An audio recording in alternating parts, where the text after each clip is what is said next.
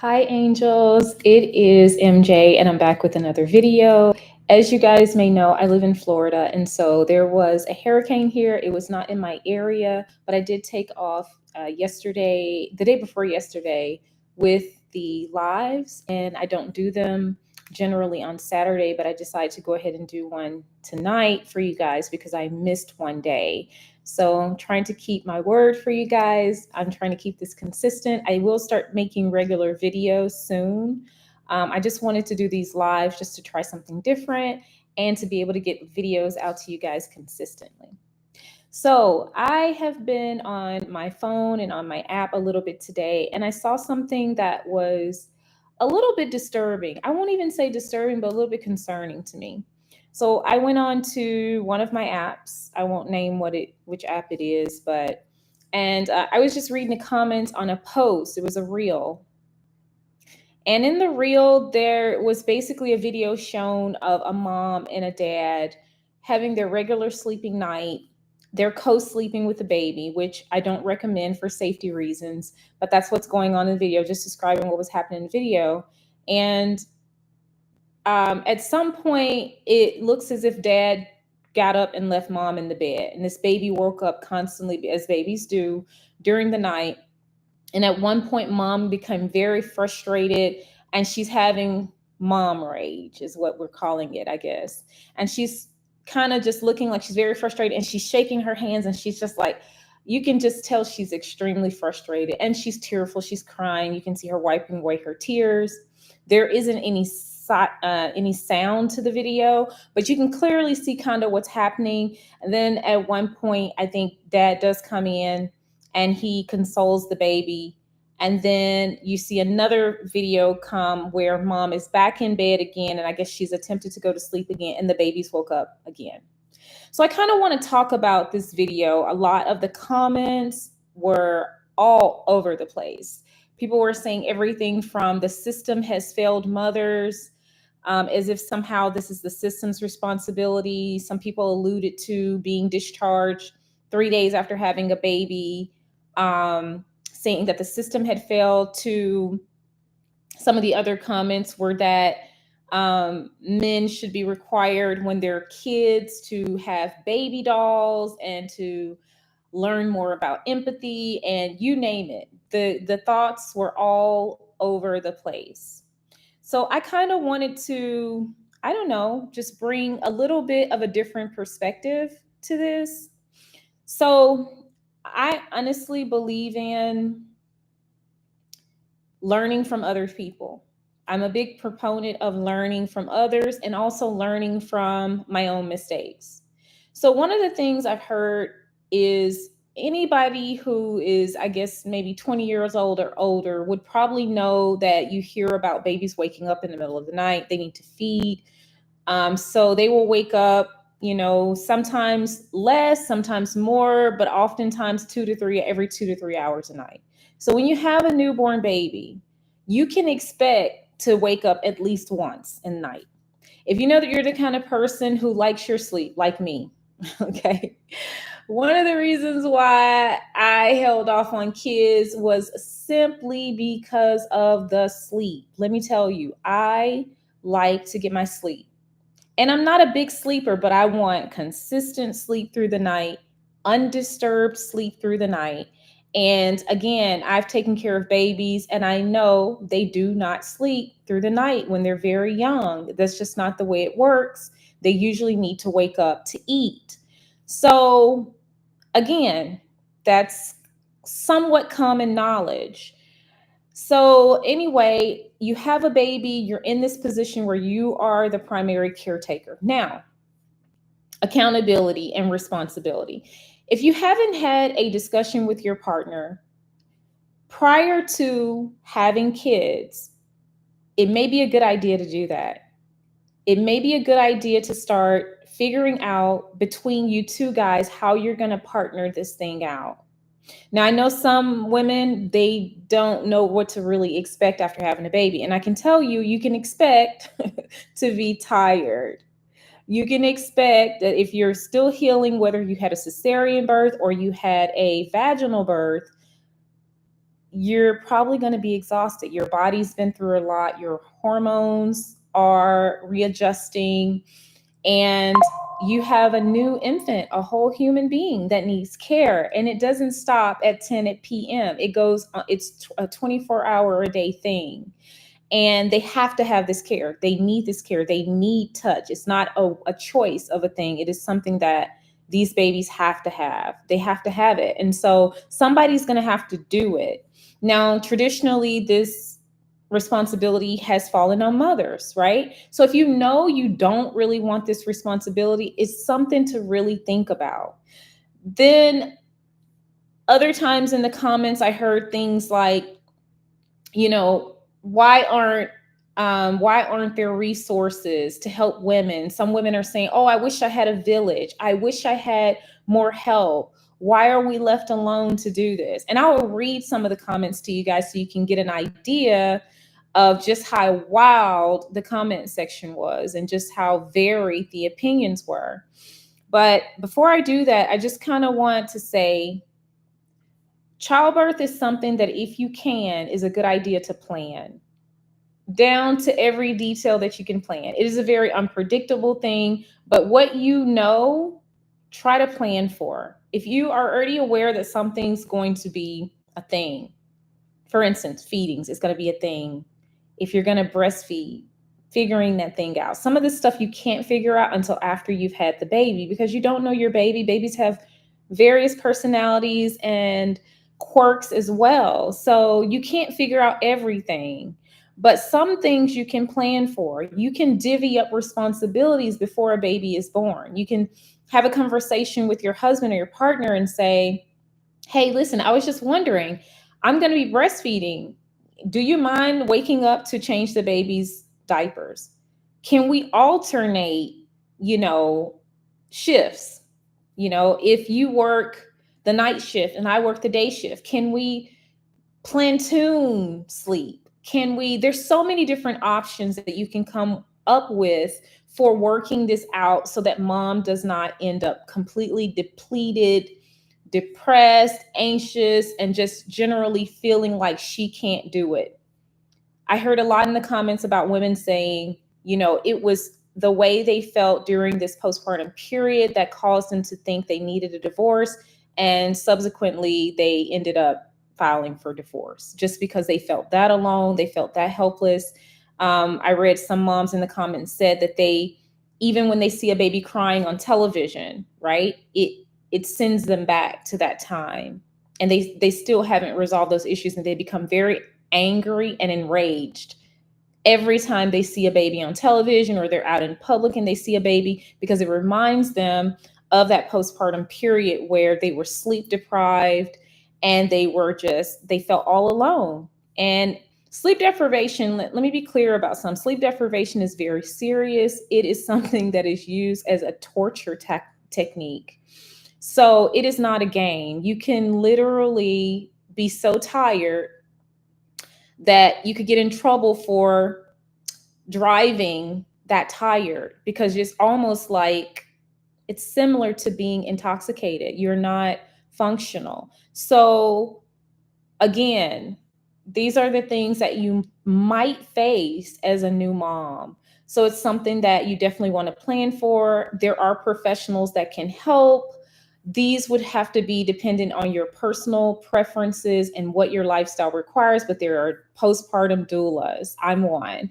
There are birth doulas. There are nannies. There are night nurses. There are sleep trainers. There's so many people who can help you. No, we don't have the village anymore. Most of us don't.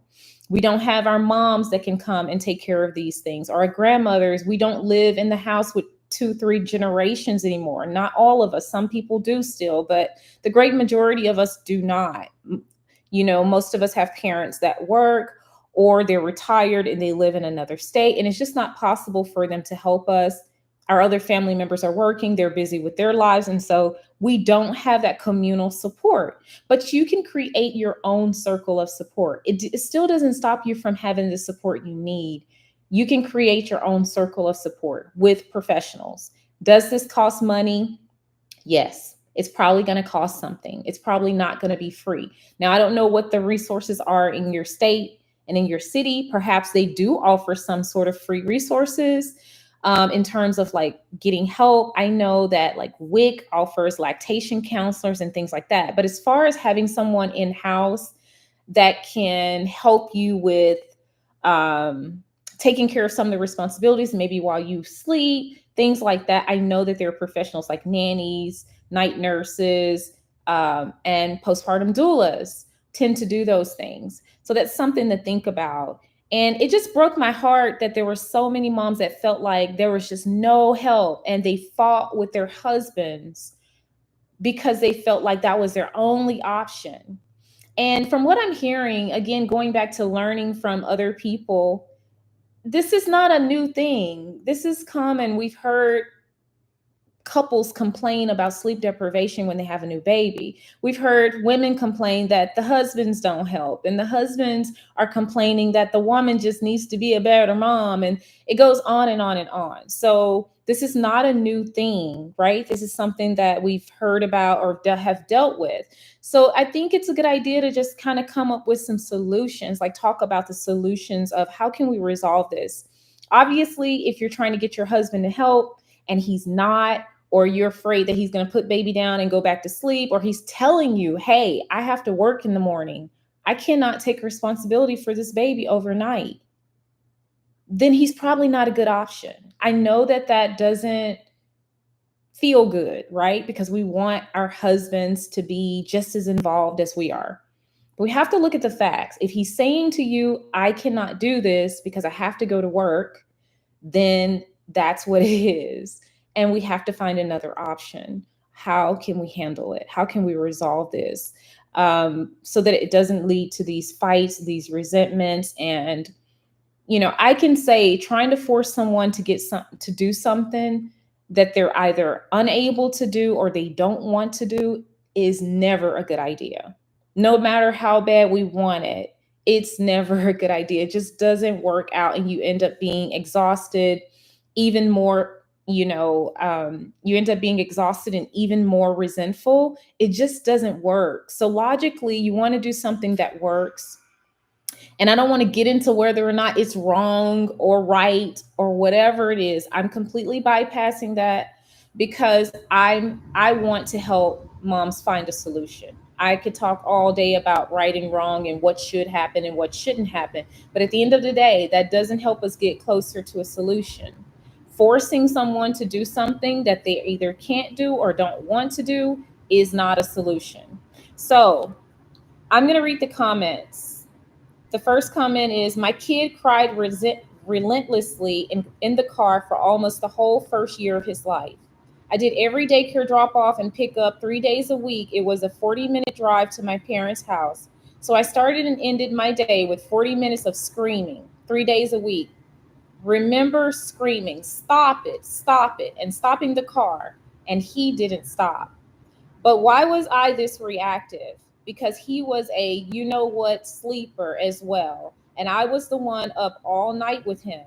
Dads get the title, but don't take the job seriously. If women dump the whole responsibility on dads, there would be universal free night nurses. So this is somebody's account. This is their experience. This is how they experience this event. It sounds very, very uncomfortable. Another mother wrote, I suffer from severe postpartum depression with my first. I had complications after my C-section birth with high um, blood pressure. My husband stayed in the hospital with me and he did a ton. But when we got home, I was the only one waking up at night because he just started a new job and I was off from work. I knew I was predisposed to postpartum depression because of my history with depression, and he wrote it off. I was put on an antidepressant, and then COVID hit, and I was furloughed for 6 months. I was so lonely. I ended up moving me and my daughter into his parents' house because my mother in law gave me support at night and company during the day. So, only want to swoop in after you lose your mind. It's an incredibly dangerous lesson to learn because it incentivizes you to go further next time. Speaking from experience, unfortunately, but thankfully, my kids are perfectly well and the family stepped in before they were harmed. I have had much better ongoing support for years now because of the risk I took when I wasn't. Okay, so there's a couple of comments. Um, yeah, it's not. It doesn't sound fun. Any of it. Let's see. Some of the moms are talking about their hospital stays. One mom wrote, "We used to have smaller communities where women would take care of each other during times like this. I hope one day we can return to that for those who need it." Another mother wrote, "This was me with my first. Took us almost divorcing for him to actually listen to what I had gone through. Those nights were so long, intrusive thoughts, so scary. It's seriously so heartbreaking," another mother wrote. "Ugh, I have no words. Society has failed women and continues to fail them. It's 4B all the way, ladies. We have to reset, restart, and reboot the whole you know what thing." So there are some positive comments. I'm not reading those. They're few and far in between. I want to read these because I just kind of want to give you guys an idea of what the vibe was like in this comment section. And then there are some that are way probably too horrible to read. And so I'm not going to read them just because they have interwoven themes of violence. And I don't want to read that.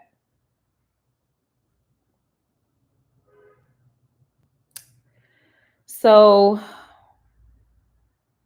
another mother wrote, 100%. One of the reasons I chose not to have children, it would end in divorce. I can't handle that level of disappointment from a person and still love them. Another mother wrote, I saw this video previously, and the amount of women in the comments just condemning this mother was incredibly sad. Don't have kids if you can't handle it, they said, was said a lot. No one knows what this is like until you go through it. Sleep deprivation is a torture method. It drives you mad. Dad should have been stepping in, and mom should feel comfortable enough to ask for help from dad more often. It's hard. Yeah, so it says, thank you, because I also felt like a failure when I went through that, and my husband was praised as a great husband and dad when he did the bare minimum. Somebody else wrote 100. Yes, mom rage is not a failure. Mom rage makes sense and is valid when you are set up with a system that doesn't value you, doesn't support you, and punishes you when you express your emotions. The emotions are signaling that something is wrong and that your needs aren't being met. Those emotions need to be listened to because this is so unfair for moms. So yeah, that's pretty much it. Yeah, that is, now it's repeating. So I just kind of wanted to just talk about that. You do not have to suffer alone. You don't have a village, and that's okay. So many moms don't have a village, but it doesn't mean that you can't create your own support system. It doesn't mean that you can't create your own birth circle. It doesn't mean that you can't ask for help from other people. As a doula, one of the things I do for moms is I help them to communicate with and better utilize the resources that they have that they may not realize they have. Sometimes when you're having a baby, you have all your family members, they're asking, what can we do? They're very excited about the baby. They're texting you and all this. This is the time to delegate responsibilities. Give them something to do. Allow them to help you where it counts. A lot of times I will see moms wanting to really relish these last few moments, especially towards the end, with themselves, and they don't want to be bothered with all these comments and all these people checking in, which is totally understandable. But you could also utilize those energies. You could utilize those people who are so excited by asking, hey, I see you're so excited about the baby's coming, and I want to keep you filled in on all the information. But I was just wondering, if after baby is born, do you mind making a meal for me? So one of the things postpartum doulas do is we create meal trains for moms so that they don't have to cook. And those trains consist of their community. Sometimes it's their church members, their family members, and everybody. So everybody is making a meal for the mom or the family. They're making a bunch of food and they're sending it to the mom. So the mom doesn't have to cook. That takes one less thing off her plate, which is extremely helpful when you've just had a baby, especially if you have another small child and you've had a C-section or you've had a vaginal birth and you're just not up to cooking. You want to just rest, bond, and get into the hang of adjusting to this new family member, which is your baby. So I think, I could go on and on. This video is already at 20 minutes. But yeah, there are so many different things you can do to make this time easier for you, and so that you don't end up awake at 3 o'clock in the morning having a fight with your partner about the morality of the situation. I really, really want you guys to feel supported. And I do think it's very important for your mental and your physical health to get some sleep and to get some rest. And oftentimes, the only way to do that is to have someone help you. Yes, we're so used to taking care of others, but there are times in our lives where we need people to support and care for us. And there is absolutely nothing wrong with that. There is no guilt or shame associated with it. It is totally okay. And even if you do feel guilt or shame, that's okay too. It's okay to feel that and still ask for help. So I want to encourage you guys to do that. My name is MJ. I am a birth and postpartum doula. My company is called Angelo Maternity Services. And if you don't know what to expect from us, I always say expect an angel. If you're interested in my doula services, please email me and I will get back to you. I look forward to seeing you guys' comments below, just letting me know, what was your experiences postpartum? Do you have any suggestions for moms? We want to spread information to help each other. And I will see you guys on the next video. Bye.